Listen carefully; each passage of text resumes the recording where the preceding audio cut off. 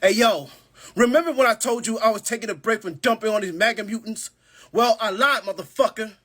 I'm taking a break from dumping on their favorite dick-eating president. Instead, I'm gonna focus on this one target in particular. Yeah, you see this face full of Botox? This is none other than Pam the Scam Bondi, a so-called American attorney and the president's favorite nut hugger. Don't let her cute face fool you. I mean, she's full of hate and corruption, and there's not a single soul or a good conscience in her body. I mean, she is widely known for handling Trump's cases regarding of Jeffrey Epstein. She spent most of her spare time gurgling Trump's ball sack and acting like a drunken, belligerent redneck during the testimonies. Like every time I hear this bitch talk, I hear banjos playing in the background and moonshine bottles flying in the air. Yeah, y'all remember her for her actions in court, but I truly remember her for getting grilled by Anderson Cooper during her CNN interview back in 2017. This is what I'm referring to. I can play the clip if you want me to. You know what? Just show the damn thing anyway.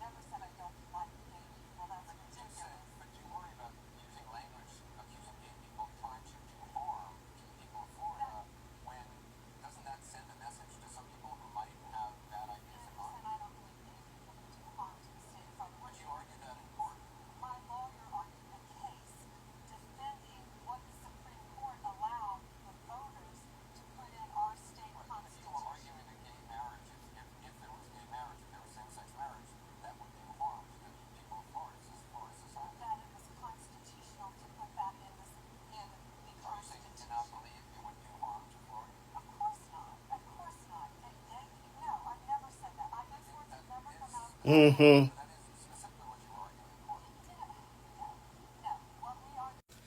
You know, I'm glad that people like Jasmine Crockett, Ted Lieu, and Jamie Raskin have called her out on her bullshit. Since she can't find a better defense on the Epstein case, the best thing that she could do is talk over Congress and give a long-winded speech about a whole lot of nothing. And them weak-ass insults from her Mean Girl Burn book weren't hitting at all. I mean, just look at her face. It's like she really don't give a fuck about the victims, about the survivors. She don't give a fuck about anything as long as she gets a big-ass check from her big daddy Trump. Fuck this bitch. To all the people in the back standing up like they in church, all I can say is praise Jesus and hallelujah. You know, if I had it my way, I would put all these MAGA mutants in a fucking pack and smoke them all. But for now, I'm gonna let my girl Jasmine Crockett cook and spit that ether. You've intentionally done the exact opposite. You're spending more taxpayer resources arresting journalists than you are prosecuting pedophiles and creeps. In fact, your boss, the President of the United States, stated that this administration, quote, took the freedom of speech away. And at your direction, DOJ has arrested Don Lemon and Georgia Fort. And I might add that y'all actually had a judge that rejected y'all for trying to arrest Don Lemon before, just like the grand jury rejected y'all as it relates to Senator Kelly, just like the grand jury rejected y'all as it relates to Senator Slotkin, just like the case against Tish James was dismissed and the case against Mr. Comey was dismissed. I completely don't get how it is that you're sitting at the top of DOJ because you don't seem to be good at your job. You're spending more taxpayer resources arresting these journalists. In fact, we know after Georgia Fort and Don Lemon were arrested, we know that there were homes of journalists that were raided. We know that threatened prosecution against students protesting your actions and forced tech companies to remove apps used to track ISIS activities. But let's circle back to you protecting pedophiles and creeps, because I want to talk about the president and his possible involvement with Jeffrey Epstein. Now, I don't know what the president might have done with Jeffrey Epstein, but unlike this administration, I believe that facts matter. So let's talk about the facts. Fact number one, Donald Trump is one of the most named people in the Epstein files. At least 5,000 files contains more than 38,000 references to Trump, his wife, or Mar-a-Lago. Fact number two, Jeffrey Epstein and Ghislaine Maxwell made young girls available to Trump on multiple occasions. For example, according to this file, Ghislaine Maxwell presented a young girl to President Trump who spent more than 20 minutes apparently flirting with her. Here's another example.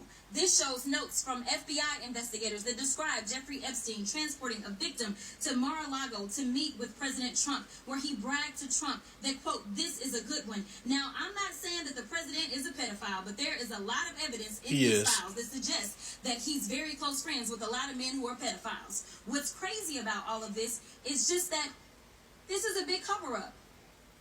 And this administration is engaged in it. In fact, this administration is complicit.